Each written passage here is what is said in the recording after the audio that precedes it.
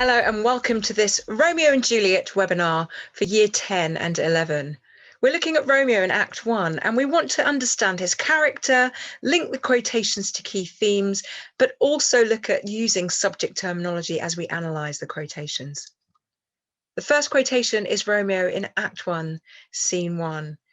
As you know, at the beginning of the play, he wasn't actually in love with Juliet. He was in love with another woman called Rosaline, who had committed herself to God and had vowed never to look at men. So the love was one way. And when his cousin, who's worried about his sorrow, meets him, Romeo says this: "Where shall we dine? Oh me, what fray was here? Yet tell me not, for I have heard it all. 'Tis much to do with hate, but more with love. Why then, O brawling love, O loving hate, O anything of nothing first created?" So we can see here that Romeo is disillusioned, he's disappointed, he's melancholic, he's a heartbroken, sorrowful young man. He's distressed that this woman doesn't love him, but more than that, he's distressed about the society around him. He's first trying to connect with his cousin, where should we dine? But then he realizes there's been a fight, a fray, and he's furious. This is why Romeo doesn't fit in, because he refuses, unlike the other men in Verona at the time, to express his emotions in violence. He would rather express his emotions in love. And so we can see that he is an archetypal or typical Petrarchan lover. That means someone who is involved in one way love or unrequited love. The person that he is fascinated and obsessed with doesn't acknowledge his existence and won't acknowledge or return the affection.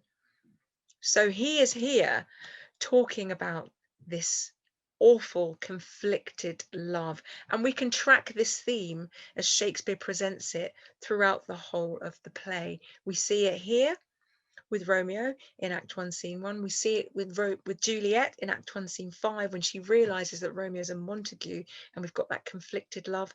We see it with the friar in Act 2, where he's conflicted about joining their hands in matrimony and he's resistant. And we see the conflict of love as well, where Romeo doesn't know whether to fight or not. Is his love for his wife stronger than his love for his friend who was killed? So this theme of conflicted love is very much in this scene, but also we can track it through the whole of the play. Let's think about subject terminology.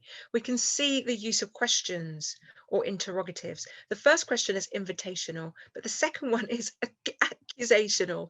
He's angry. What fight is here? He's almost directing his anger to Benvolio and blaming Benvolio for being part of this fight. And then the "oh me" shows his distress and anger, that Verona is such a violent society and that love is such a violent emotion.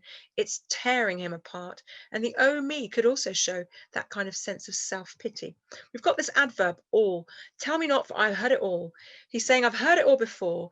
He's almost dismissive and frustrated that there's so much violence in society, but also that's mirroring the violence in his heart, the hatred and the love that he feels because this woman will not respect or return his affection. And then you have the oxymoron, brawling love, loving hate. We've got that confusion. His love and his emotions are dysfunctional. It's a mess. He's in disarray, and we have this topsy-turvy, unhappy clash of emotions. However, Romeo is very different at the end of Act 1 when he meets Juliet and he sees her. He's overwhelmed by her beauty and he grabs her hand and he says this: if I profane with my unworthiest hand this holy shrine, the gentle sin is this: my lips two blushing pilgrims ready stand to smooth that rough touch with a tender kiss. This is Romeo, very different Romeo. He's not angry or sad or depressed. He's confident, he's determined, he's respectful. And people at that time may have understood the Catholic religion where saints, which he's calling her, were venerated or worshipped by pilgrims. This is this idea of devotion, and we see it. Shakespeare introduces this idea of a devotion, allegiance from the beginning to the end of the play, where people are having to choose sides. And when we look at subject terminology, we can see that this is iambic pentameter, that lovely rhythm, da-dum, da-dum, da-dum. This holy shrine, the gentle sin, is this. And it's in sonnet form. It's the beginning of the sonnet. Juliet completes the sonnet for him. We can see that their love is a perfect match. The extended metaphor of him being a pilgrim or a traveller to a holy place, a shrine where this statue is, shows his respect. And the fact that he personifies his lips as blushing pilgrims shows the nervousness and anticipation and readiness he has for a tender kiss. Remember, he also ends his life with a tender kiss. And then that oxymoron of the gentle sin shows that he is a rebel, he's a rule breaker, but he's doing it for all the right reasons. I hope this has helped you to understand Romeo in Act One. Thank you for joining me, and see you next time.